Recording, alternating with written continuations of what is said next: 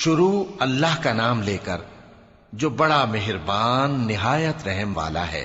ان فرشتوں کی قسم جو ڈوب کر کافروں کی جان کھینچ لیتے ہیں، اور ان کی جو مومنوں کی جان آسانی سے نکالتے ہیں، اور ان کی جو تیرتے ہوئے جاتے ہیں پھر لپک کر آگے بڑھتے ہیں، پھر دنیا کے کاموں کا انتظام کرتے ہیں کہ وہ دن آ کر رہے گا جس دن وہ زلزلہ آئے گا، پھر اس کے پیچھے اور زلزلہ آئے گا۔ اس دن لوگوں کے دل خوف زدہ ہوں گے اور آنکھیں جھکی ہوئی۔ کافر کہتے ہیں کیا ہم الٹے پاؤں پھر لوٹیں گے؟ بھلا جب ہم کھوکھلی ہڈیاں ہو جائیں گے تو پھر زندہ کیے جائیں گے؟ کہتے ہیں کہ یہ لوٹنا تو سراسر نقصان کا لوٹنا ہوگا۔ تو بس وہ ایک ڈانٹ ہوگی، اس وقت وہ سب میدان حشر میں آ جمع ہوں گے۔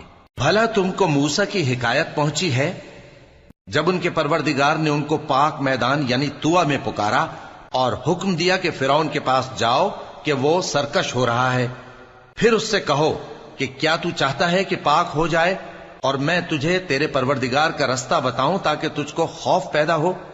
غرض انہوں نے اس کو بہت بڑی نشانی دکھائی مگر اس نے جھٹلایا اور نہ مانا، پھر لوٹ گیا اور تدبیریں کرنے لگا۔ سو اس نے لوگوں کو اکٹھا کیا، پھر بلند آواز سے بولا، سو کہنے لگا کہ تمہارا سب سے بڑا مالک میں ہوں۔ تو اللہ نے اس کو دنیا اور آخرت دونوں کے عذاب میں پکڑ لیا۔ جو شخص اللہ سے ڈر رکھتا ہے اس کے لیے اس قصے میں عبرت ہے۔ بھلا تمہارا بنانا مشکل ہے یا آسمان کا؟ اللہ نے اس کو بنایا، اس کی چھت کو اونچا کیا، پھر اسے برابر کر دیا، اور اسی نے رات تاریک بنائی اور دن کو دھوپ نکالی، اور اس کے بعد زمین کو پھیلا دیا۔ اسی نے زمین میں سے اس کا پانی نکالا اور چارہ اگایا اور اس پر پہاڑوں کا بوجھ رکھ دیا۔ یہ سب کچھ تمہارے اور تمہارے مویشیوں کے فائدے کے لیے کیا۔ پھر جب وہ بہت بڑی آفت آئے گی اس دن انسان جو محنت وہ کرتا رہا یاد کرے گا، اور دوزخ دیکھنے والے کے سامنے لا کر رکھ دی جائے گی۔ اب جس نے سرکشی کی اور دنیا کی زندگی کو مقدم رکھا تو اس کا ٹھکانہ دوزخ ہی ہے۔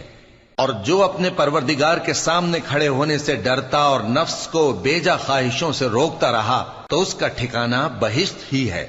اے پیغمبر صلی اللہ علیہ وآلہ وسلم، لوگ تم سے قیامت کے بارے میں پوچھتے ہیں کہ اس کی آمد کب ہے، سو تم اس کے ذکر کی طرف سے کس فکر میں ہو؟ اس کا منتہا یعنی واقع ہونے کا وقت تمہارے پروردگار ہی کو معلوم ہے۔ جو شخص اس سے ڈر رکھتا ہے تم تو اسی کو ڈر سنانے والے ہو۔ جب وہ اس کو دیکھیں گے تو ایسا خیال کریں گے کہ گویا دنیا میں صرف ایک شام یا ایک صبح رہے تھے۔